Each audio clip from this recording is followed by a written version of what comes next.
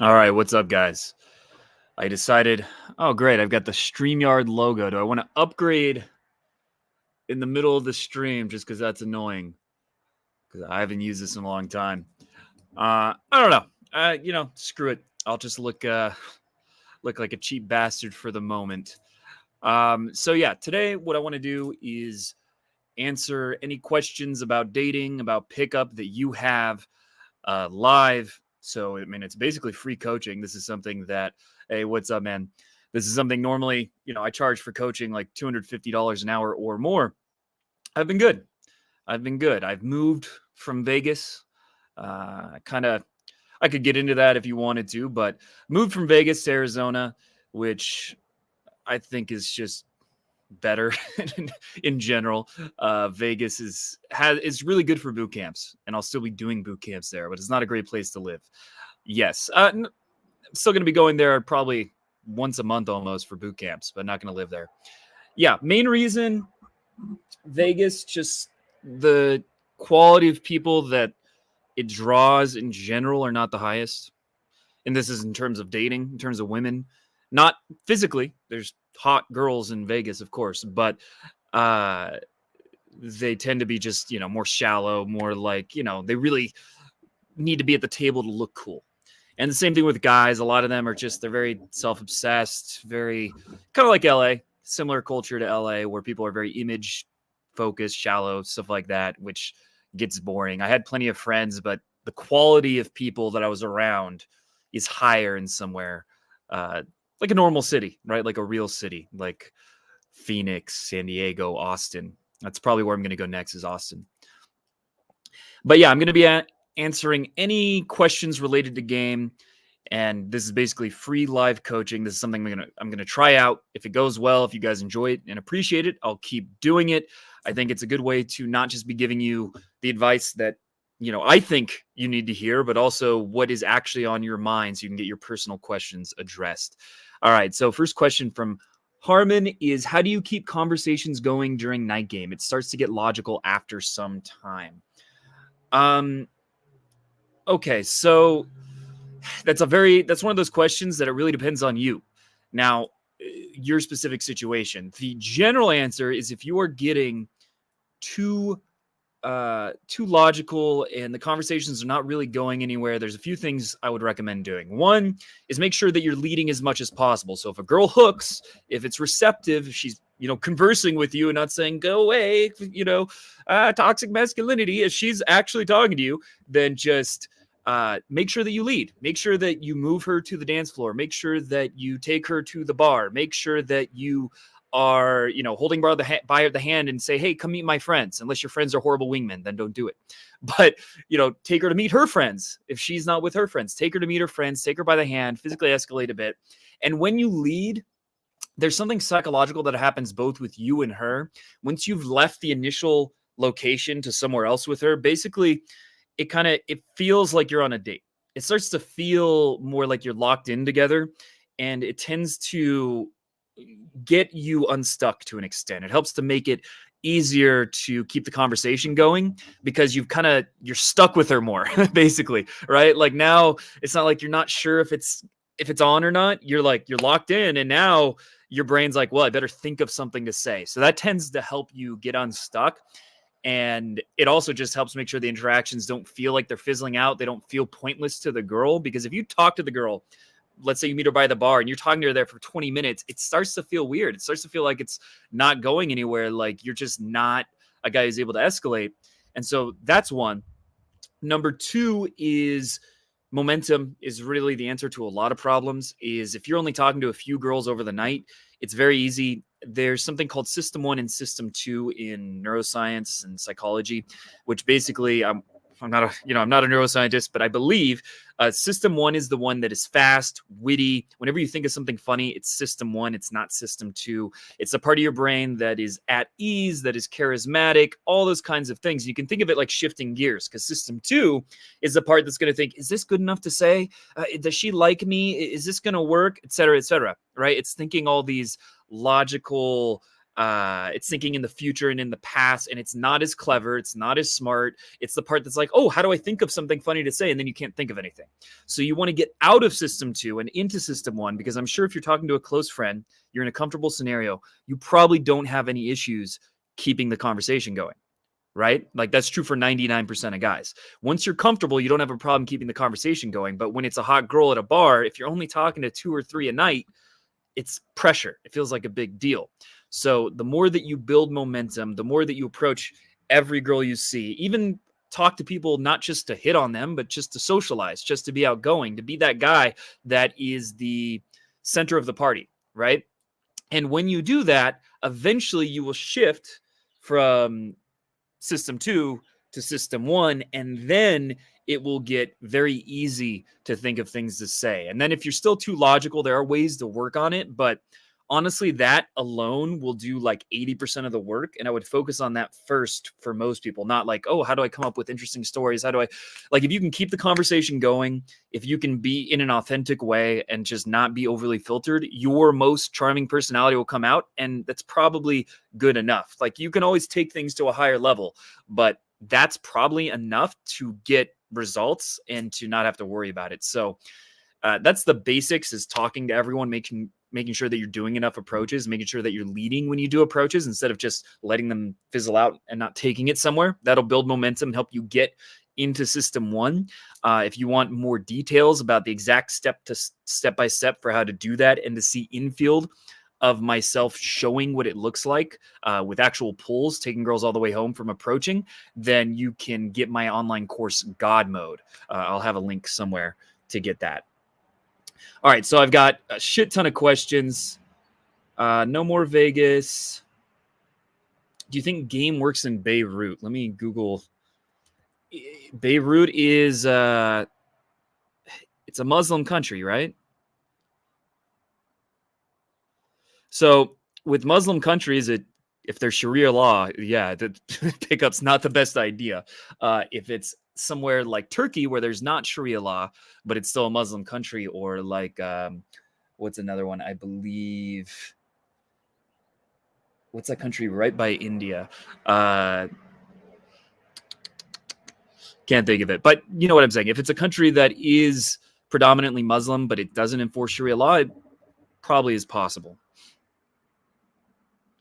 How do you get okay? How do you get over obsessing with your own looks and being all up in your head about how you look and it affects your confidence?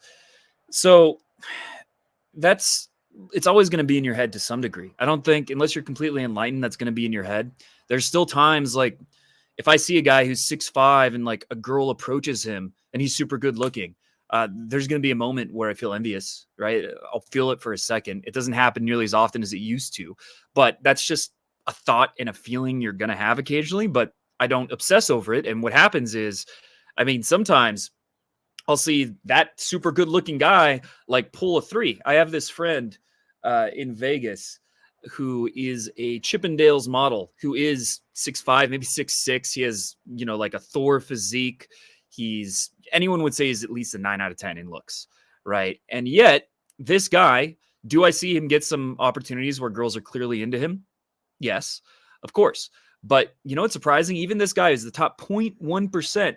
The girls he actually pulls, way less attractive than the ones I pull, or ones many people I know pull. Honestly, I've seen him pull girls that are like a 3 out of 10 because his self-esteem isn't there. And, just the way he thinks about it, the way he acts, he gets in his own way. And you realize that, yes, sure, being better looking is great, but are you even maximizing what you're capable of besides that, right? Like, the things in your control, are you doing anything to maximize them? And then when you say, no, first of all, I'm not even maximizing my appearance.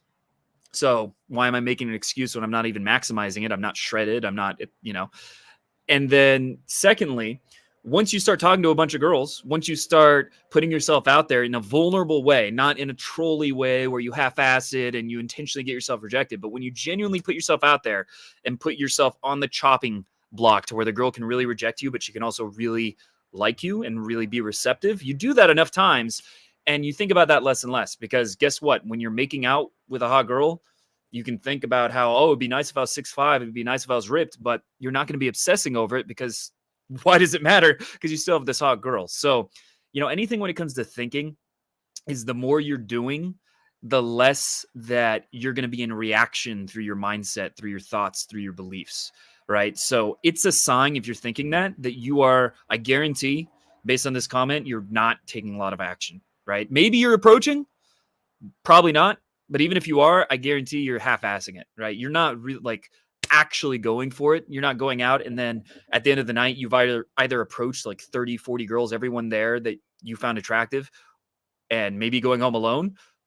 You're not doing that, right? I can guarantee that you're not doing that. And that's why you're thinking this way, because if the more you're in thought, the more that's a sign to you that I need to be doing more, that I need to be doing more. Then the second piece of advice, honestly, is practice mindfulness meditation. This is, maybe this is going to start being like a spiritual seduction channel where that's like half my advice. But if there's one thing that will not only actually help your game, but also just help you not get caught in these thought loops and not be so obsessive and start to feel like you're just like, it's a record that's stuck. The best way to get out of that way of thinking is to meditate. Because when you meditate, you're practicing becoming aware of your thoughts. It's not about stopping your thoughts. It's about noticing them and then going back to whatever your point of focus is. So that could be your breath. That could be, the sounds around you, what you're looking at. There's a lot of different types of mindfulness, but that's the basic idea.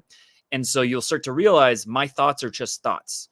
My emotions are just emotions. They're not objectively true. I'm just thinking that I'm not sure if you're allowed to say the R word on YouTube anymore. It's pretty, cocked. Probably can't even say that. But it's really dumb. I'm really dumb on some level. There's a part of my brain that's just thinking all these dumb things, and I don't need to believe that voice in my head. That voice in your head is not objective, right? It's not fact. It's not telling you fact. It feels like fact. You want to be deceived by it because that's how our brain is designed. Because if we didn't believe the voice in our head, then we'd be all over the place. But when you realize that it's just a voice, it's just thoughts, a lot of them are made up, a lot of them are rationalizations, a lot of them are bullshit, and you can separate from them, not get so entangled with them, then that will have less power over. So one is actually take action. Two is practice mindfulness. And three is if you're going out to bars and clubs, yes, you will see the super tall, handsome guy get approached occasionally. First of all, you'll see it's very rarely a hot girl anyway, right? Like the Adonis, the guy, he literally calls himself Adonis as his stage name. Maybe I shouldn't have said that because he might watch this, but well, oops. It'll be motivation for him to go for hotter girls. But anyway, so if I see him get approached, but it's like 5s and 6s, and you'll see guys who are not that attractive, not that good looking with hot girls all the time and having success and making out and whatever. And that'll also help.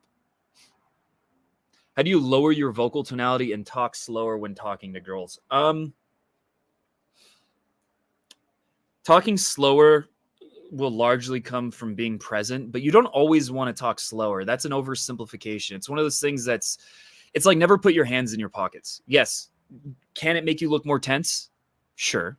But if you're comfortable and your hands are in your pockets, it can actually look good. It depends on where it's coming from, right? I hope the wind isn't too bad. It's raining out here. But if you put your hands in your pockets and you feel like you're the shit, it's still going to work. So if you talk fast and you feel like you're the shit, Russell Brand talks very fast, even with women. But it's attractive the way he does it, and he's in control. That's the difference. It's not just about fast or slow. It's about in control or in reaction, right? Are you at the cause? Or are you at the effect? So you don't need to worry too much about talking slow. It's about being in control. Again, I'll say it a million times. One thing that will help is meditation. Helps you be more grounded, be less reactive, be able to hold present energy. That sounds so cheesy to me, but it is a good way to put it. Present energy with a woman. And if you can just look in her eyes and actually be in the moment and just feel everything that comes with that and not be thinking about what you need to say next, not be thinking about how you're coming across, but you're just genuinely having that experience, then the attraction is automatic, right? You don't need to do anything. It'll get to a point. I don't talk about this a lot because I don't want people to have unrealistic expectations, but so much of the time when I pull, I don't even have to pull. Like she pulls me. A lot of time the girls at this point, they pull me, or I just say, let's go, right? It's not like I don't even have to see the pull most of the time. It's just obvious. We both know that it's going to happen. Like it's the most natural thing in the world.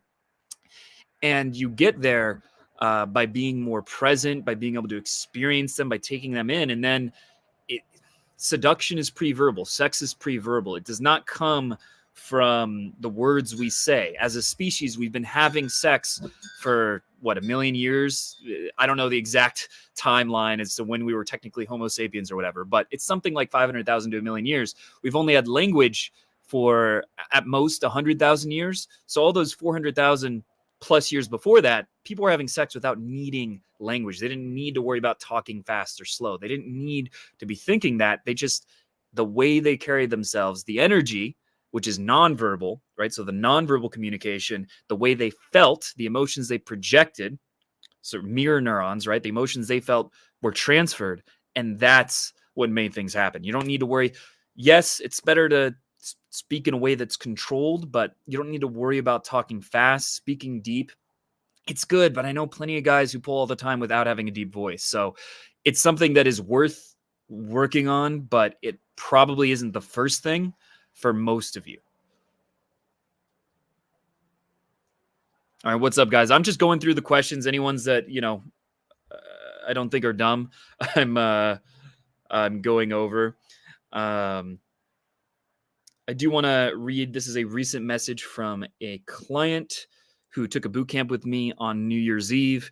So you can see it if you want to confirm that I'm not just making this text up or whatever.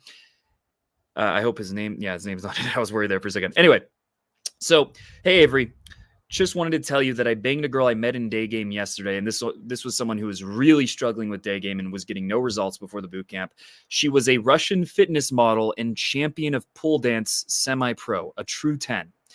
And then I managed to lead her, even though my game was not that good compared to yesterday, which was one of the things I was telling him about is that he needs to not be overly thinking, the vibe's not good enough, my game's not on a point enough, just to lead, go for it. Even if you feel it's awkward, and a lot of times it'll still work out. Some of the worst nights where I was in the worst mood ended up being where I hooked up with the hottest girls that I even ended up dating, right? Yeah, it's great to be in a good mood. I encourage working towards that. But even if you're in a bad mood, when you go for it and you put yourself out there, first of all, women find the vulnerability of the fact that you can do that attractive. And then secondly, it'll often just, things will start to work out and your mood will change after you take those risks. So anyway, and now I realize how important leading was the last line of text. So, yes, I have tons of clients who are getting laid for the first time, losing their virginity. I posted that amazing testimonial by Raj the other day, which if you haven't seen that, I highly recommend it. This was a 38-year-old who was a virgin at this point 8 months ago, and now has slept with at least 25 women. They lost count, but they said 25 to 30 a month ago. And so it's probably higher now. And so there are examples of people getting laid a lot, but he also made the point of saying the girls got higher and higher quality, right? It's not just about lay count to me. That's great. But I would rather, if you had the choice between sleeping with like 10,000 threes and then 10, let's say, your ideal 10, not just hot, but your ideal 10, right? Someone who's very beautiful, but also has all the traits that you want. And that's all you could have. I would much prefer the 10s, right? So a lot of what I teach is focused not just on being able to get laid when you want and have more options and more quantity, but also quality, right? Things like a Russian fitness model.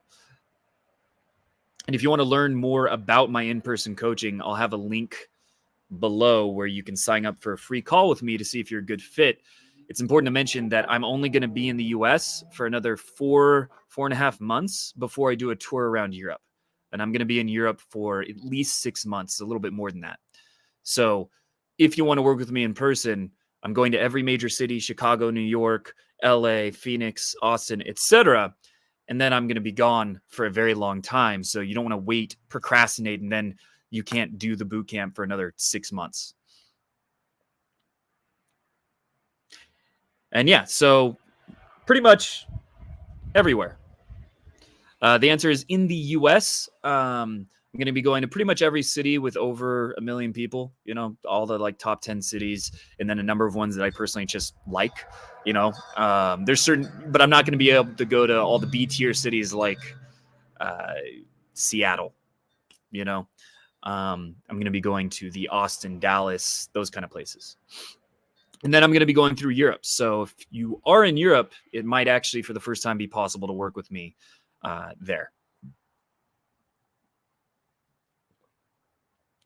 What is my approach to lay ratio?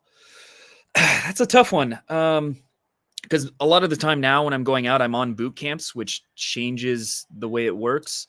Because if I'm on a boot camp, there'll be plenty of girls I approach where it's on and I could just pull them, but I have to get their number and may never see them again because I have to go back to my clients. I know there are coaches who don't do that, who will just pull when they're on the boot camp and they still are on their working hours, but I will only pull after my time is up at the very end of the night, right? But excluding that,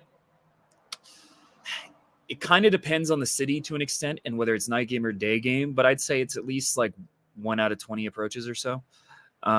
Over time, I've gotten a little bit more picky with, if you're counting the girls that I approach just to talk to people, even though I have no interest in them, I guess it might be lower, right? It might be 1 out of 30 because I'll talk to some girls that I'm not hitting on them. I'm just talking to people and I know I have no interest in them. But if you're talking about the ones that I'm actually interested in, it's probably something like 1 out of 10. So it's not easy to give an answer to that because there's so many factors. I'd say probably overall something like 1 out of 20, somewhere around there. But also I've gotten pickier over time, right? Because if I was to pull any girl that was like, then, I'll see a girl that I know is just like, I could pull her and I could have almost like a 50% pull the first girl ratio. But if I'm being very picky and only going for the girls that I really, really, really want, then their logistics are not necessarily going to be ideal. They're more likely to be with guys in the group or to have, a difficult situation to pull them. Max score. 10 makeouts is great, man. I don't know the most makeouts I've got a night. It's probably less than that. It's probably like 6 or 7. But I would have pulled before I got to 10. It's my mic fell, but it's impressive to get that many makeouts. I just hope you just did that for fun or something, because that shouldn't, like, if you're getting those makeouts, one of those should have been able to go home with you, right? If you had to go out solo for 12 straight months for day game, how would you keep yourself motivated through the ups and downs to track your progress? I like this question. This is a good question. So my first question is, why do you have to go out solo for 12 months? Like, why does it have to be solo as opposed to finding wings? Yes, I go out solo all the time. I actually in some ways prefer it. And I think the more experience you get, the less you rely on wings. However, having wings available is always a good idea. And if you're in a major city, I always recommend going to gameglobal.net/groups, joining one of the groups so that you can find wings, so that you have that option, right? Go out solo sometimes, go out with wings when you can. If you're in a small town and there's just no group, or it's hard to find anyone for whatever reason, you can go out solo every time. Why not? So if we're assuming you have to go out solo, how do you keep motivated through the ups and downs and track your progress? Track your progress. Look, at the very least, just make sure you're writing field reports when you go out and you track the basics of how long did you stay out, how many approaches did you do, and how many numbers did you ask for or did you get, whatever you prefer. And track those just so you can look back and kind of scroll up every once in a while and see how the numbers are getting better, how you're making progress, and to kind of hold yourself accountability and compete with yourself. You could also put that on a spreadsheet if you just want to visually see the progress. So that's how I would keep track, and might sound nerdy, but I found it to be very effective. Another thing I do with field reports is I'll rate myself out of 10 in a principle of game, which kind of sounds weird, but what I mean is, what is your biggest sticking point? So at one point, mine was leading. So I would rate myself out of 10 on leading, and then I would make a short summary of why I gave myself that rating and what I want to work on. So there was one time where I was with a really hot girl at a bar, and it felt like it was on. It was going well, but then some other guy she knew came in, took her from me, and I lost her, right? And so I wrote my leading, I should have just ignored the guy and just like took her to the dance floor because I already had enough leverage and not waited. So then a week later, same thing happens. I'm with this really hot blonde girl, and we're walking and this guy interrupts and tries to take her or whatever, and I just say, hey, let's go to the dance floor, without giving him really any time to get into the interaction, and then I ended up pulling her because I made that recognition, right? Because I made that analysis. So that's another thing I do in field reports. Is it could be taking at like how many approaches you're doing, momentum. It could be being too platonic, or like sexualization, whatever core thing that you think you need to work on. Write a little bit about that and how you're going to improve it next time. And that's how you make sure you don't just get stuck doing the same thing again and again and again. Obviously, the better way is to get coaching and have someone external help give you that guidance. But on your own, that's the best way to do it. And so as far as keeping motivated, a year is a long time. So I definitely consider giving yourself breaks for at least a few days to a week, once a month or so. Give yourself some breaks from all the approaching. Make sure that you're pushing yourself consistently and reaching new levels, and then the motivation will be a lot easier, right? Because if you could just keep dabbling and doing the same thing, like one approach a day only, then it'll be very easy to start to feel like you're not making progress, like you're getting stuck. But if you're leveling up and doing more approaches, tracking your progress, then it'll be significantly more motivating, because you can sense I'm getting better results. I'm almost to the next level. It's kind of like, in a video game, if you're playing, I used to play Halo kind of seriously. I was almost joined a semi-pro team, but you're like, how do I get to the next rank, right? It used to be out of 50. So you're like, I'm at 40. I want to get to 41. I want to get, that's addictive, just getting to the next level. And so if you're tracking your progress, writing field reports, you can kind of create that same kind of competition with yourself, that same kind of addiction with pickup. How's the black pill false? That's a very broad question. In general, I have to know exactly how the person defines the black pill, but basically is that genetics are the determination of all your results, right? So your looks, if they're not good, you're fucked. If you're not tall enough, if your facial structure is not good, whatever, you're screwed and you should just give up. I'd say the first thing is, they often draw the line at above average. Like, a guy has to be good looking. He has to be in a 6 out of 10, which is like the top 25%, according to Wheat Waffles, for example. And all you have to do to disprove that is go outside the house, go to a bar, go to a restaurant, and see all the couples where the guy is average or below average with an attractive woman. Then the second part is, the black pill says you can't get any women. Look, the attractiveness of the woman and your ability to get her is going to be a huge difference. Like, you can be a troll and you can get female trolls. Like, the thought that a troll only wants tens who make, and I'm not saying you should, but I'm just saying, like, you could get some women. The question is, where is the line drawn off for you that it gets really difficult? Is it at 5, 6s, 7s, 8s, whatever? And the idea that it's just all binary, that it's all that simple, it just shows how dumb the philosophy is, because being able to attract 1s is very different than being able to attract 7s. And the kind of guy who that's going to be difficult or easy for is going to be different, right? So the idea that if you're not a 5, you can never get even unattractive women, like, just look around, bro. I don't know. And all you have to do to disprove it is go to a bar and see all the average, below average guys that are with attractive women. I mean, it's really that simple. Depends. If you can approach from the front, it's good, because there's a lot of assertiveness and it can get them to invest right away. But if you do it and they reject it, it automatically starts you with a rejection or non-compliance. So basically, if the girl is walking slow and she's solo, then almost always approach from the front if you can. If she's walking fast, then that might be a sign it's better to approach from the side. If she is with a group of friends, then you only want to stop them if they're just kind of looking around and they're walking slow and they don't look like they're on a mission at all. Then you can pull it off. But the more there's a group, the more it can be a disadvantage to approach from the front, because it's putting a lot of pressure on her to feel judged by her friends. And she also is not going to want to stop her friends for some guy to hit on her necessarily, right? A lot of the time. So that's the general difference.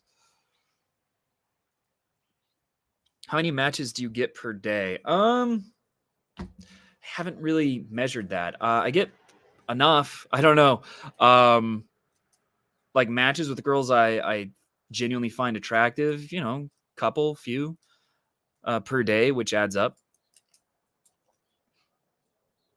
The thing is, I have people whenever I do coaching, whenever I do a boot camp in my mastermind group, when people join, I have them show their online dating pictures, and the average is that guys think their pictures are, pretty good, and they're not. That's the biggest thing with online dating is most guys, their pictures are far worse than they think they are. Their pictures, they think they're solid, but they're actually kind of garbage, right? That's the default. So if you just get a pro photo shoot, just go to Snapper, get a pro photo shoot. Not all the photographers are amazing, but some of them are, and at least it's probably a lot better than what you would do on your own, and see how much that changes the matches you get.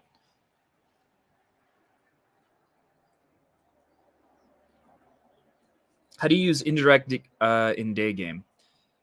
Direct game doesn't work on women way out of your league. That's not entirely true. Direct game, it's not about whether they're out of your league as much as it's about you thinking they're out of your league, for one, because if you think they're out of your league, what's that going to do to your sub communications, right? Have you thought about this? Like, if you think, oh man, she's too good to me, direct game's not going to work. What's going to happen when you go say, hey, I just want to say you're really cute? I'm hopefully exaggerating, but the way you carry yourself is going to be different, right? The eye contact is not going to be as strong. You're not going to hold the tension as well. And so that is why direct game is harder with hotter girls for the main part, right? It's that you put her on a pedestal, you feel like it's a big deal. And the way to get over that is to go direct with hotter girls until you're comfortable with it, until it doesn't make you nervous. It's not like this big deal in your mind.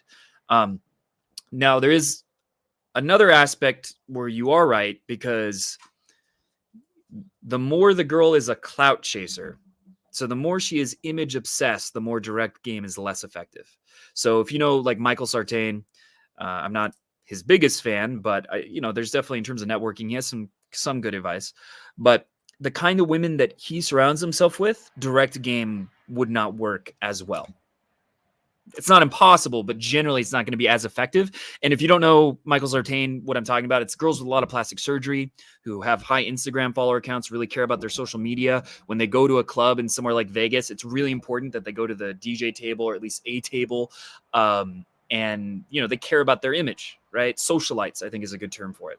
So those kind of girls, right, if they have plastic surgery, I'm not really into them. I have pulled them in the past and found that, yeah, they're as lame as I thought they were, and they tend to not be good in bed because they're just takers, usually, right? It's an overgeneralization, but generally those kind of women are just kind of takers, and they know that people will chase them and pursue them. So they just get you to chase them. They don't offer much value back other than the validation of, oh, she's really hot, I can show my friends, even though she's not nearly as hot in person, because plastic surgery looks good in pictures, not in person.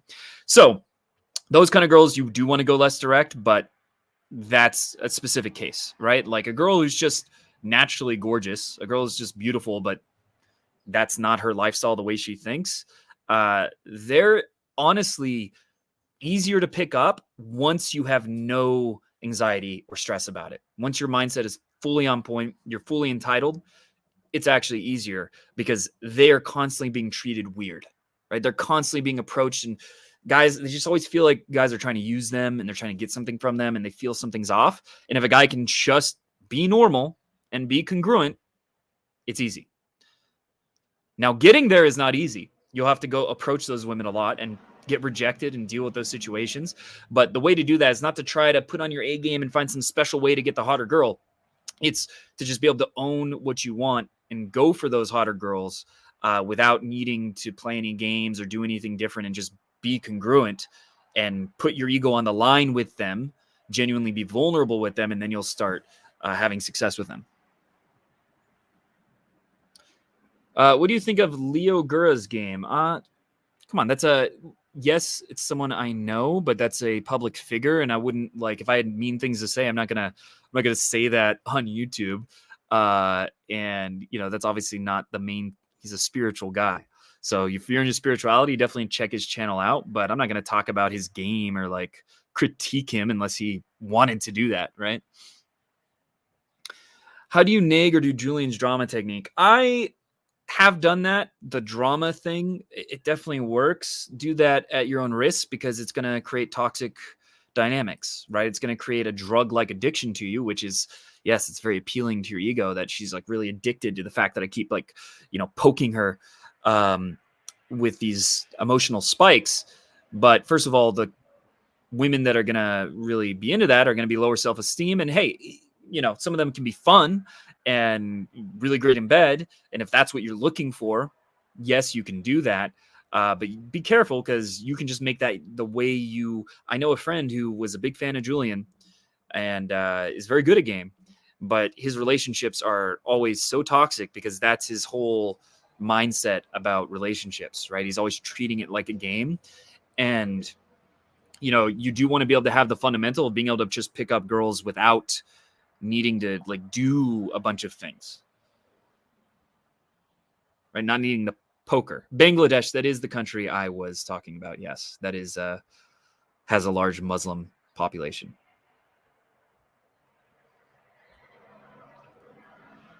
The guys who pull the most, what do they have in common?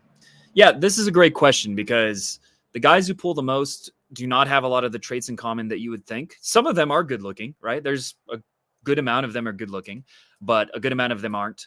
I knew a guy in Vegas who was in his 50s and he was like 5'7" and just exactly average looking, but also in his 50s. So average for in his 50s. And he pulled all the time. And I wasn't seeing him pull like tens constantly, but he was pulling attractive, like genuinely cute, 7, 8, whatever.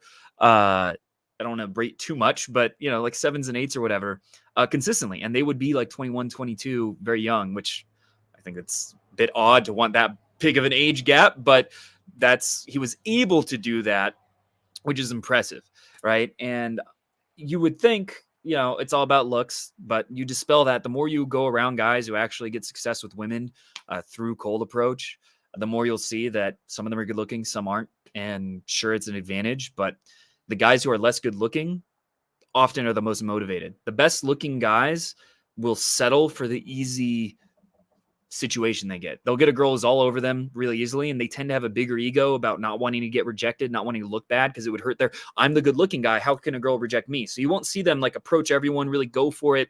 You won't see them when they're getting like a girl is like maybe puts up an obstacle, their friend tries to cock block, they'll just give up more easily. That's what tends to happen. So the guys who are average or below average, they can make up for that disadvantage by being willing to put more effort into it, right? By being willing to push the interactions, approach more, basically they have less of an advantage and they put in more effort. So it's not that. The next one you would think is charisma, which is one that definitely there's a correlation. Most of the guys who are really good with women, a lot of them are charismatic. But, and I'm going to turn my light up. Is that the best I can do? Well, it's going to be a little dark. But I'm surprised how many of the guys I know who have the most insane results on paper in terms of how hot the girls they've slept with and how many are not even charismatic. They're not even charming. Some of them you would think maybe they do have autism, right? Like they're socially weird and they're just like really want to get laid. That's what I've noticed. And there's several guys like this I knew in Vegas. Partly why I wanted to leave Vegas, because the guys I knew who were good, a lot of them are just kind of like cringy to be around. But those guys had this mindset that I'm going to pull. I'm going to do whatever it takes. They have a high sex drive, not just like, they're turned on or whatever, but they just like, you can tell when they're at the club, they want to get laid. Like they have no shame about that. And they might actually kind of look weird to you. Like, they look a little cringe and they might like, have some awkward interactions. You see them fail and you're like, oh my God, I don't want to be associated with this guy. But then you see them walk out with a hot girl 30 minutes later, right? So there's certainly things from that archetype that I don't recommend taking and adopting, but these guys are not charismatic. They're not that smooth. They're not coming up with funny jokes or that interesting stories. They just are focused on pulling, focused on making something happen. And most guys are too far in the not being focused at all on getting results. And they don't lead. They don't approach enough. They aren't willing to, put themselves in a situation where they might get an awkward rejection or laughed at or something. But you don't want to go all the way in that direction, but you want to go towards the middle, right? You want to actually put yourself out there a lot more because they don't play it safe, right? They're playing to win, not playing to lose. That's the biggest thing I see in common with guys who pull a lot. It's not a deep voice. It's not talking slow. It's not, carrying themselves really well, even necessarily. They tend to have a certain type of confidence, but that confidence is from all the momentum because they just don't care about rejection. The guys who I see who pull the most, they don't care about rejection. And the reason for that is because they're willing to put themselves through rejection again and again to get the success they want. I just want to see more interviews with guys who succeeded. Well, I wonder if I can find that guy's comment. It was a very inspiring comment. This guy was a 35-year-old virgin who was 5'2", 5'3", and he left a comment about how I don't know exactly how many women he slept with. I think it was 10 or something in the last year since he was a 35-year-old virgin. And that was an inspiring story because the guy was like 5'2", 5'3", and being that old of a virgin to have that much of a transformation is super cool. But he keeps moving the date for our interview, so we'll see if he comes through or not. But he was someone, he just said that he used the advice on my channel. The coolest part about this guy is that he said that, he was starting to believe in the black pill. And I gave a challenge to anyone who believes in the black pill to approach 50 women, record the audio, send me the audio. And if people say your game is better than a 5 out of 10, so I'll put it on like Reddit. And if people say your charisma, your game is better than average, so it's not cringe. All they have to say is that you're not cringe in terms of your social interactions, I will give you $1,000. And only one person did that and sent me the audio. And I started going over and I was like, okay, we can put this on the Reddit, but this is really cringe, right? Like, you have heard it. People are not going to give you a good rating. Like, here, it's bad. And it was really, really bad. I respected him for doing it. And I believe I offered to help him with coaching, but he didn't follow through. But that was the offer I made. And one guy did it. And, he didn't win the $1,000 because he was super cringe. Which was the point I was making, is that all these people believe in the black pill. You think that you've maximized, like, you're charming or charismatic. Like, yeah, your looks, maybe they're not great, but what about the things you can control? Have you maximized those things? And the answer for almost all of them, probably all of them, is no. Like, I've never met a black pillar who has any charm. Like, they usually have very no emotions, very in their head, very, unexpressive. They never laugh. Self-defeating kind of energy, like Eeyore energy. And so that's the one guy who sent it. That's what I experienced. But another guy left a comment recently on his channel who's a 35-year-old virgin. And what he said is that he did these recordings and then he heard them and he's like, yes, I'm extremely cringe. And, oh, I see why the girls are all rejecting me, because the way I'm talking, I'm saying these things. And then they started taking the advice on my channel and implemented it, kept going out, realized that maybe it's not all about my looks. Maybe, they were about to believe in the black pill. They wanted to give up, but maybe I can make this work. And then over the course of, whatever number of months, they made a transformation where they started dating attractive women and actually lost their virginity. And they're 5'2", 5'3", and mentioned that they were on a date with a girl who they described as a hot, like, ballerina or something. I don't know what it was exactly, but she was like 5'10" and a ballerina or something like that. So that was really cool. We'll see if I get to do the interview with him. And yes, there is yes, I'm in Arizona. There are cactuses. Thank you for the super chat. I guess you really want an answer to that. I got it. I answered it before I saw the super chat. How do you know when to go for a kiss or go sexual? That one is, if part of you thinks it's time to do that, you probably should try. Just don't do it aggressively. So by that, I don't mean like grab her neck and maul her. Like, just go in 90%, go in at a relaxed pace when you're going for the makeout. And if you go in 90% and she'll make that last 10%, right? She'll go in the last 10%. And then that you have consent, right?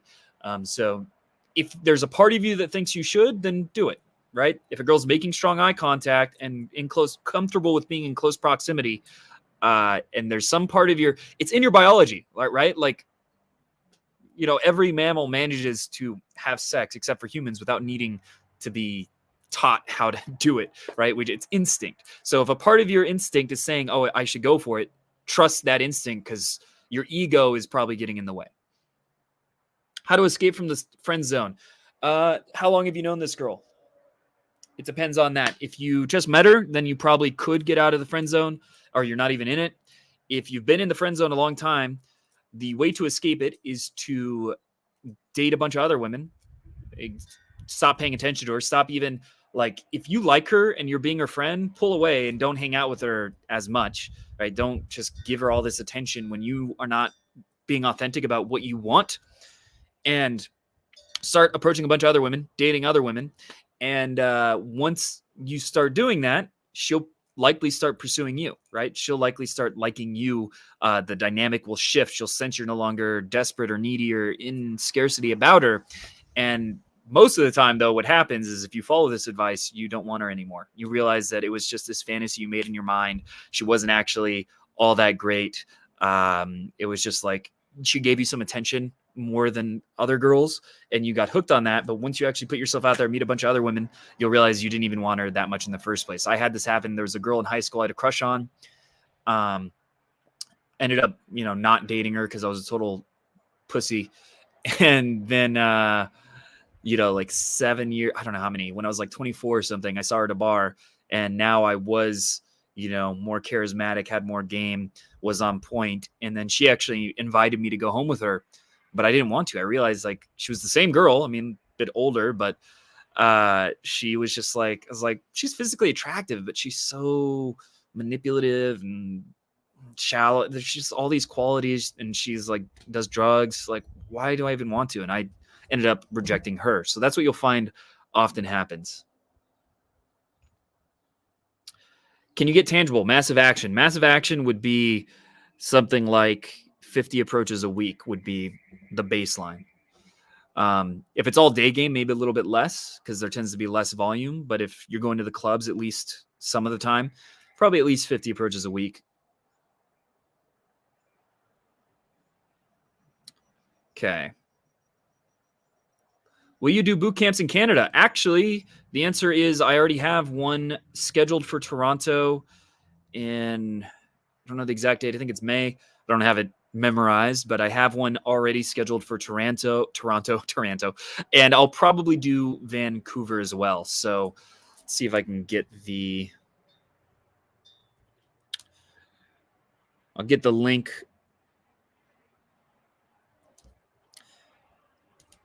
That takes you to a page that will give you more information about boot camps, but it will also give you a link to schedule a free call to talk about it. So I'll definitely be going to Toronto.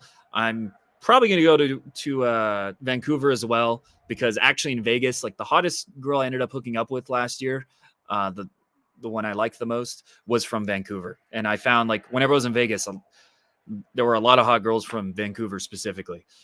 So that just kind of makes me want to go there.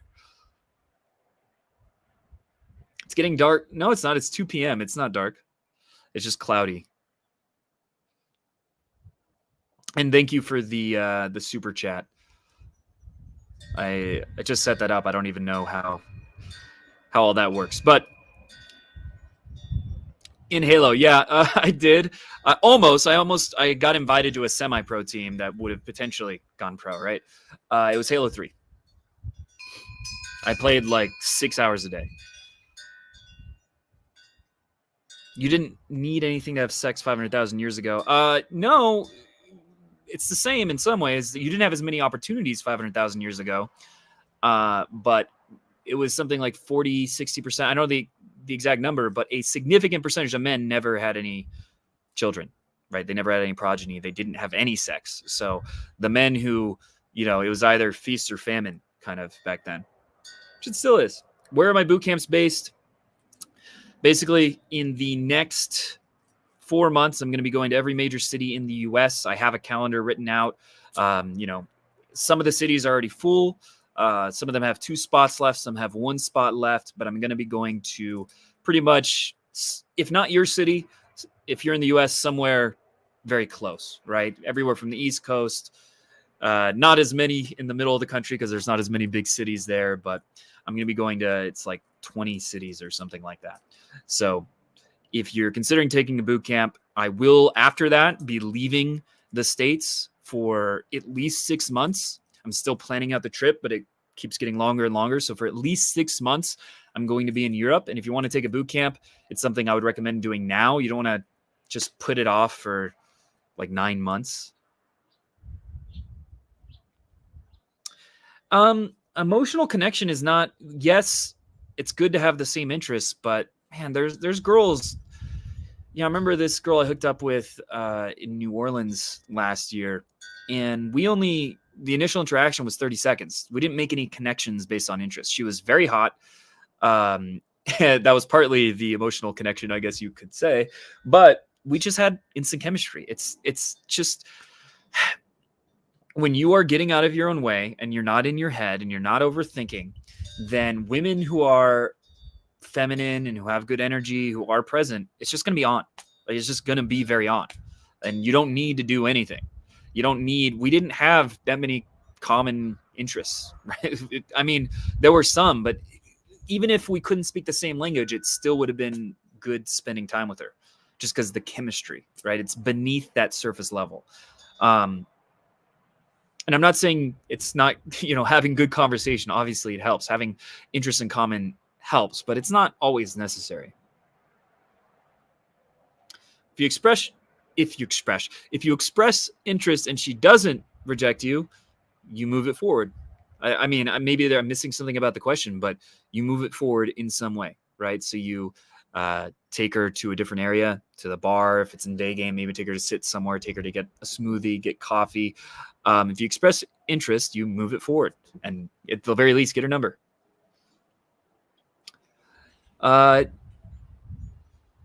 Yeah, I'm new to using super chats. I don't want to ignore them. I'm not sure, how the interface works. But yeah, I answered your question. Yeah, I see it now. I answered that question. If you have more specifics about the black pill, I could talk about it. John Zerka's game. I could do a reaction to that guy. Look, genius marketer, brilliant marketer, because what he did is he saw Andrew Tate blow up by saying ridiculous things, being offensive, being charismatic and expressive. He saw Andrew Tate do that, and he copied it. I mean, that's what he did. He made his own version where he's Christian instead of Muslim, and he has these little, it's more about dating advice. So he changed it, but he just took the formula, copied it, and made it work. And you could say it's inauthentic.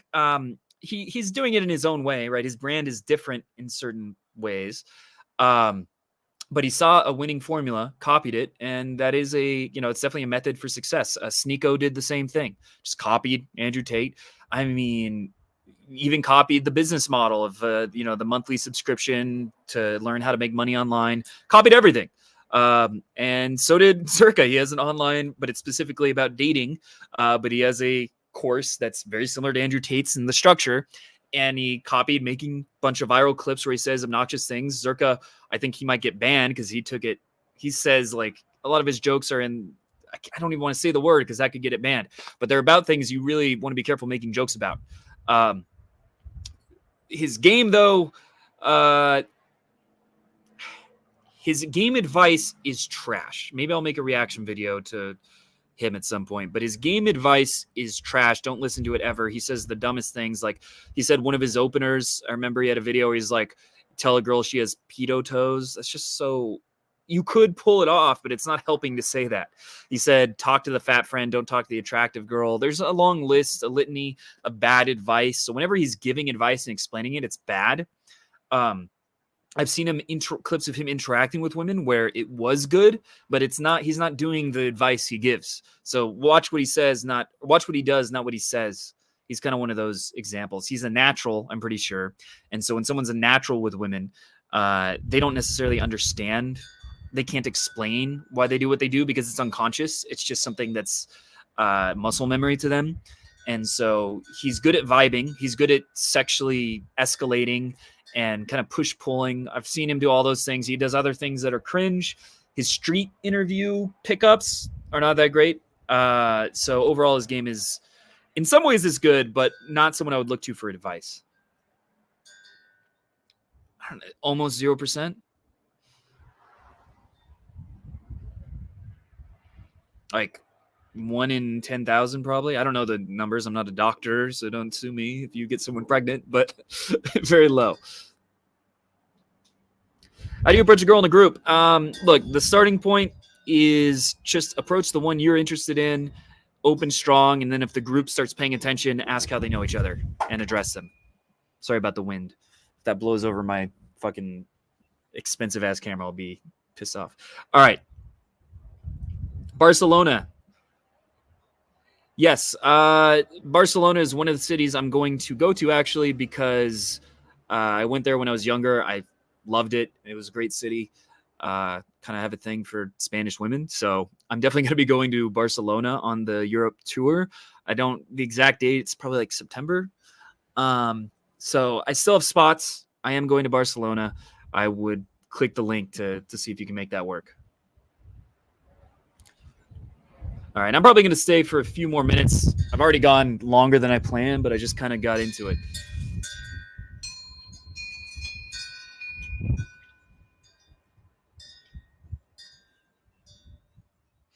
But yeah, for Barcelona, I put the link in a comment to schedule a call to talk about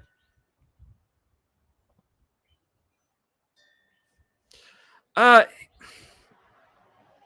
Yes, there's a lot of advice I could give because I do a pro photo shoot on my boot camps, right? And I've gotten very good at it because I've been doing it wasn't something I included as a feature for the first year I did it because I didn't have that much experience, but I've been doing it for several years now. And so through that, I know all kinds of different things that help make pictures better in terms of lighting, in terms of how to get the right facial expression, et cetera, et cetera, et cetera.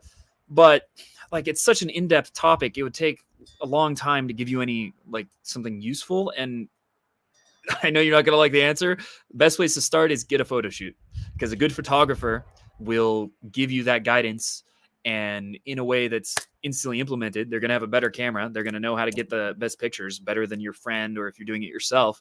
So it's like, bro, you can get a photo shoot for like $200. Is that not worth, like, if it just got you laid once with a really hot girl, would it be worth it? I'd say so. So, I mean, people pay way more for a hooker who's actually attractive. That's gonna be like $1,000 or something, right? So I would say definitely just get the photo shoot, pay a couple $100s for it.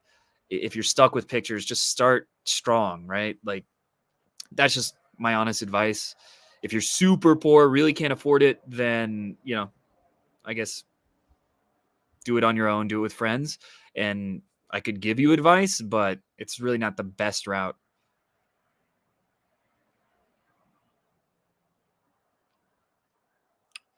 Chicago is a city for game. I just recently talked to a guy who lives in Chicago, said he did 40 approaches in one day in day game in Chicago. So I've only been there once. And so I'm not that familiar with all the day game locations, but it's at least above average, right? If you can do 40 approaches in the city. And there's, the area around the Chicago Bean or whatever, with a lot of tourists, and there's malls, etc. Night game, I think it's really good. The area that I liked the most was called Old Town, and it had girls that were like grad students, like 25 to 30 range. A lot of them very classy, attractive. A bar scene where there's not expensive tables. The music isn't super loud at every club. And it was really good. So any major city, what is that? The third biggest city in the country? There's going to be a shit ton of opportunities. I know there's shitty areas in Chicago, but there's also a lot of really good areas. There's so much, if you have a specific fetish, you're going to be able to find it in a city that big, right? If you're into like goth, alternative, whatever, you're going to find a scene for that in a city like Chicago. All right, so I'll answer a few more before I wrap up. Let's see if I can. There was something, a comment I saved I want to read out, but let's see if I can find it. And let me know, do you guys enjoy, doing these live streams? I've never really done it on my channel. I just thought I'd give it a shot. It's a very different type of content. Let me know if you want me to keep doing it, to do this more.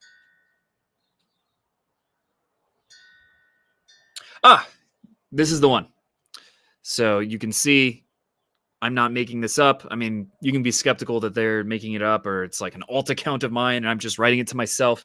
You could look up the username. I'm sure they've had YouTube for a number of years and that would show I didn't just make the account. But I think this is really cool. So he said he starts strong with something that I'm not going to argue with. Man, and I just lost it. Fuck my life.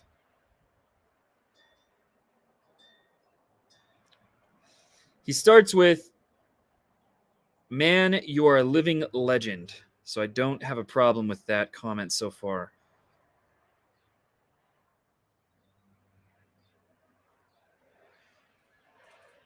Okay, here it is. Man, you are a living leverage. I just said leverage. Okay. Man, you are a living legend. Your advices changed my life. Maybe I should have changed it to advice, but I'm just reading it exactly as it's written. I'm extremely short, 158 centimeters, which I think is like 5'2". I'm not young, 38 years old, and balding, whom at the age of 35 was a virgin, and it only in 2023 got laid 25 times with super hot and taller girls. So everything is possible. I thank you, A.G. Hayden.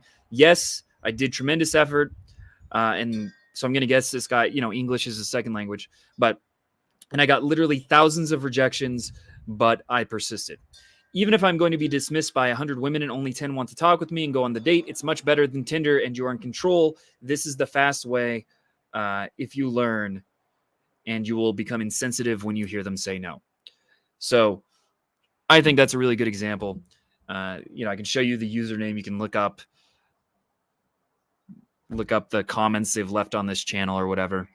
I know some people are just going to believe it's not real or that, I told someone to say that. But I also have plenty of video testimonials where people say similar things. I've even got an infield of, like a short Asian guy having success, et cetera, et cetera. You can watch so many channels. So if you want to believe it's made up, I understand, because that does sound really cool. But that's like, that's not an average comment I get every day. All right. That's someone who really stood out. And that's why I'm reading it out loud, because that's an inspiring story. All right. Well, nothing wrong with that, right? Like I said, I recently had a 38-year-old virgin lose their virginity shortly after taking a boot camp, and then have pulled over 25 women in the half a year since then. So nothing wrong with being a 27-year-old virgin. What I'd ask is, are you really trying, right? Are you going out a lot? Have you gotten professional pictures for the dating apps? You get the best results on that. Like, are you really taking action, or are you kind of just waiting for something to happen? Who is the best game in the industry? I won't include myself because that would be a biased answer if I included myself. There's not one answer to that because there's different types of good. So what I mean is, in terms of technical game, I'd say Marcus Wolf, Ultimate Man Project, but it's a little bit more on the, you could call it dark, manipulative kind of stuff. And it's very technical. So you might not want to do that. In terms of just being very smooth and natural, I would say Honest Signal stands out. Austin Summers is also really good. So it kind of, there's a number that are really good. Who's the single best? I don't think it's a fair question. It's like, who's the best football player, but you're comparing every position, right? You can say who's the best quarterback, but that's not the same as being a receiver. So it's just different people are good at different things. Being 6'4" is more of an advantage than being bald is a disadvantage. So I don't know. Who cares? Is it a detriment? Some people look better bald than others, to be sure. Some people can pull it off better. Is it a detriment? Can be.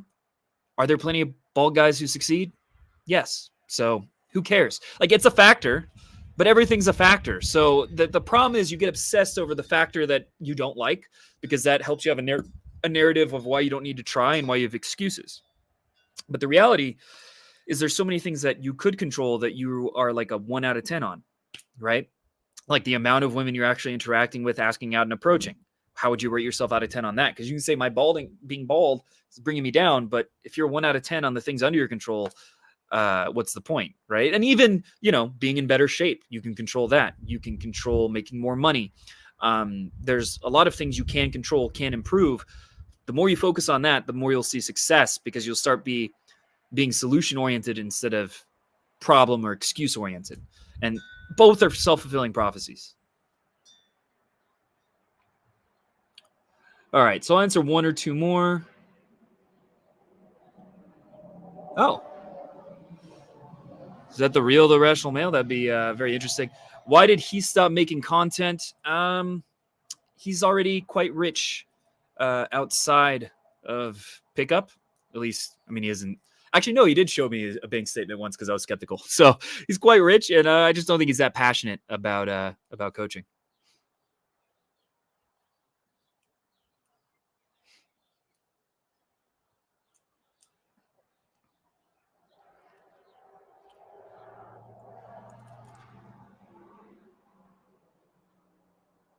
This is a huge myth that you should take things slower when you really like the girl. This is about the whole Madonna whore complex, which both women believe in and men believe in it. That's a Freudian concept. He was wrong about a lot of things, but he was right about a lot of things. And that's a very poignant, powerful observation, is that women, they have the side that is just raw sexuality, that is, id, that just wants to fuck. And they have that side, but they hide that side and get shamed for it by religion, society, etc. And there's just these two sides that are combating. But we also categorize women that way too. There's the girls that are nice, girls who are marriage material, who we should date, who are worth high quality, whatever, and we want to take it slow with them. But then when you do that, you're putting them on a pedestal, treating them in a way that's special, and that is very provider. It's very beta, basically, and you are much less likely to end up dating them because they just don't feel that masculine energy in the way they interact with you, right? There's no room for them to feel submissive, or for there to be polarity, for there to be sexual tension. And so to get those super nice girls, like, I had a girlfriend not that long ago who, when I met her, she was a virgin. She was very religious. She was someone who, like, she ended up getting a PhD in Oxford, so very, smart as well, wealthy family, the nice kind of girl that you want to take it slow with. But now, I got a blowjob the first night. Took a while to actually hook up, but I didn't take it slower because she was a nice girl. Right? Because I used to do that and it always screwed me over. And eventually I was like, I got to stop doing that.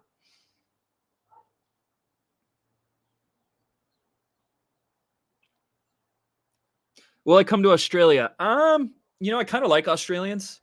The women, some of them are a little too masculine, but not all of them. And the ones, some of them are really cool. And then Australian guys tend to be cool. So I like Australia. It's on the list of things could I see, because there's enough major cities that I could do a tour around Australia at some point, but it's not something I've planned. Top 3 cities for game. I can only really rate the US right now, and probably a lot of the best ones are going to be, like somewhere in Poland or something. Norway, I've heard a lot of good things, but best cities for game in the US depends on what you want. Personally, I really like Austin, Texas, in terms of a wide variety of women with a really active bar scene where there's a lot of girls who are like smart and there's every type there, basically. So personally, I really like Austin. I like Miami. There are more gold diggers and clout chaser types or whatever, but there's also just, I really like Latinas, and it's the best city in the US for Latinas, and there's tons of super hot ones, and you might meet like a legit Argentinian fashion model there who's like super innocent and nice. And so Miami, and it's amazing for day game. New York or Miami would be the best day game city in the country, in my experience. And then third, I don't know, I haven't thought about this recently. Vegas is really good for volume of just being able to have the most access to hot girls and be able to approach a lot. Great for one night stands. Phoenix is very good, very underrated. The bars are all free. There's not like a table scene, which Vegas, the tables, you can get girls from tables, but it's harder. And you can't just like approach all those girls.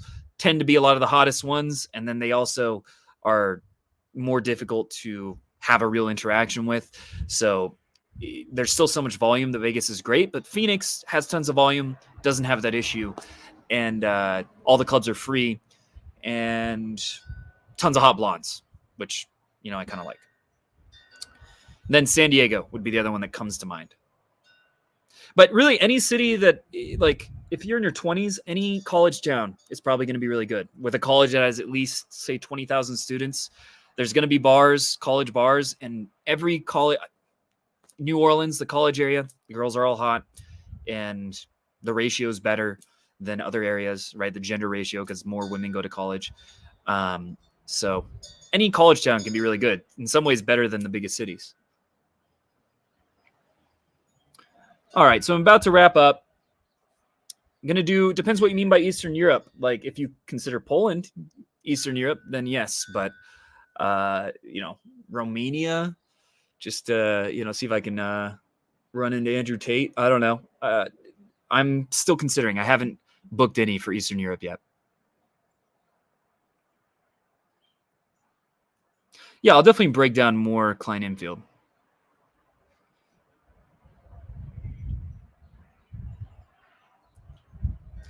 Well, look, if you're getting the first date, you're doing something right? Like, you, at least if you can get a first date, there's hope. Like, there's definitely a shot. The girl was open to the idea of hooking up with you. Like, unless they're a virgin waiting for marriage, they're not going to go on a date with you unless occasionally it might be a gold digger. But 90% of the time, they're not going to go on a date with you unless they're open to the idea of hooking up with you, depending on how the date goes. So it just means, something about the dates. What could you do better? That's what you want to think. Like, what could you do better on the dates? What was the vibe like? And, a lot of it is getting more comfortable with putting yourself out there, taking risks, taking the lead, not being afraid of rejection, because then you carry yourself in a way that is just more attractive.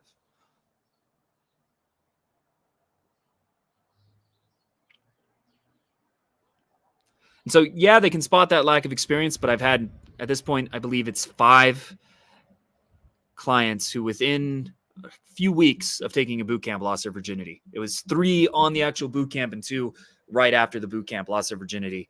And I don't even get that many virgin clients. It's not super common, but the reason that happened is they just put themselves out there massively so much. There's so much momentum to, like, asking girls out, getting rejected, realizing it's not a big deal. And at a certain point, it's just the brakes come off in their mind. At a certain point, they stop overthinking and think like, they just start going, right? Their mindset is just all gas. And the way they act with women, it's all gas. They start leading. And eventually they're like in bed with a girl and they're like, holy shit. All right, well, clothes are coming off. Cool. Losing my virginity.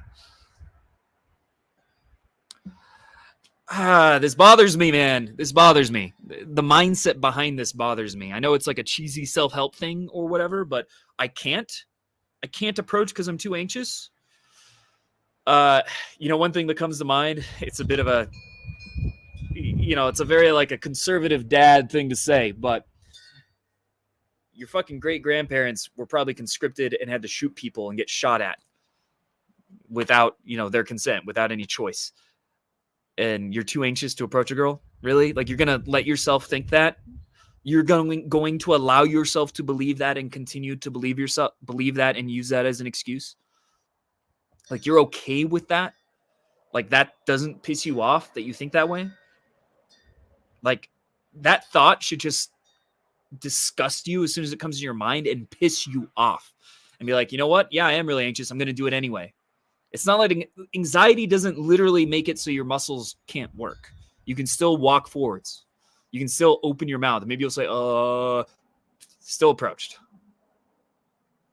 So never tell yourself, I'm too anxious to approach. I've been struggling to approach, but I'm going to get over it, right? That's the mindset. I'm going to keep doing it until I make it work. I'm going to figure this out. I'm going to find a way.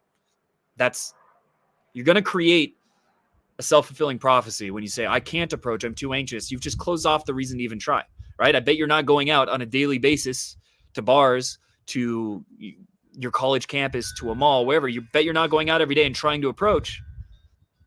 And that's, not a rhetorical. Feel free to reply to that. I guarantee you're not doing that because you've already said you can't, right? So you've trapped yourself. So really, you got to question your mindset, question your beliefs. The best thing anyone can do to improve their life is admit how stupid they are on some level. I don't mean like you're dumber than other people, but all humans are inherently illogical. We inherently have a lot of false beliefs. We're inherently a lot more emotional than we want to admit and rationalize. And you have to start questioning your thoughts and stop being, they can be too sticky. You get too attached and then you get trapped. Best time to go to a bar? Depends on the city. There's no one answer. I remember when I was younger in Tucson, the best day at one point was Monday. At another point, it was Tuesday. Usually it's Friday, Saturday, and go before there's a long line. Usually I'd recommend going early as opposed to waiting till halfway through the night. So go at like 10 for most cities. But do some research, because the first year I did game, I went to this place called 4th Avenue, which is okay.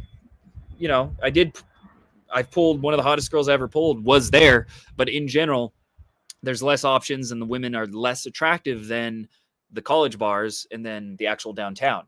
I didn't even know those existed. I went for like a year to these less quality bars, and that was limiting my potential, right? And so make sure you do some research on Google, even just best singles bars, and try different ones in your city, different areas in your city, because you might find out, when I went to Phoenix, when I lived there at first, I went to Tempe, which is still good and it's not bad, Mill Ave. But then when I discovered Old Town, I was like, holy shit, this is way better. So make sure that you try different places. Best time, best day, best location. There's no one universal answer. It depends on the city. All right, so I think I'm going to wrap up here. Last thing I'd leave you with is, like I said, I am going to be going to pretty much every major city in the U.S. for boot camp over the next few months. So if you're interested in working with me in person, and on average, people who do a boot camp with me, they do over 100 approaches, even if they've never approached in their life. It's about, I don't know the exact number, but it's about 60% or so of my clients have done 1 or 2 approaches or none at all in their life. And yet all of them are doing tons and tons of approaches during the boot camp. It's not always 100. Sometimes it's 60. Sometimes occasionally it's like 20 because the guy pulls multiple times, and that's okay. I'm not complaining about that, but I haven't had a single client who wasn't able to overcome approach anxiety during a boot camp, even if they had never approached, for years now. It's been literal years. I've just gotten so good at getting people over that initial resistance, that fear. It's just something that I've done 1,000 times. No matter how bad your anxiety is, I can help you. And this is largely because I had worse approach anxiety than you, because the first time I tried to approach, I ended up in the hospital because I thought I was having a heart attack. That's what happened the first time that I tried. So my anxiety is worse than yours. So I can empathize, but I also know you can overcome it. And I'm very confident in my ability to do that. And then from there, once we've got you over your approach anxiety, because until that happens, it doesn't matter if I give you the right lines or right techniques, then it's about finding your sticking points, finding your blind spots, finding the mistakes you're making in your approaches that are causing girls to maybe see you only as a friend, or causing them to, feel like there's too much pressure and they reject you, or to not feel, to not invest, to just feel like the conversation's too logical and it's not really going anywhere. It's not, intriguing them, not getting them to pursue you, to chase you. Whatever it is, there's little mistakes that are causing girls to reject you, or for you not to get the success you want. And the whole boot camp is me pushing you to approach, recording some of your approaches so we can go over them later, and you can actually see yourself from third person, see what your approach looks like, see that it might have been cringy, right? You might be like, fuck, why did I say that? But that's good for you, because you're not going to keep doing that once you see it from the outside. Once you see that your voice goes up an octave whenever you're talking to an attractive girl, it's not going to keep doing that, right? You're going to break those habits, because it's going to give you a negative anchor to not keep doing that. So that's very powerful. And then I'm going to be observing your approaches and seeing whatever mistakes you might be making. A common one is guys will approach girls from behind, tap them, freak them out, and then they instantly get rejected. That's so easy for me to fix. It takes 30 seconds. And then once I fix that, your success rate will go up by 30, 40, 50% just from that. And it could be you don't make eye contact. It could be that you give up too easily and you don't keep plowing just because you feel like, oh, it's a little awkward, but the girl liked you. And so my job is to get you to keep going. There's been so many of my clients who got laid because they came back to me. They're like, oh, it's not going anywhere. I couldn't pull. And I tell them, all right, well, you're going to go back. And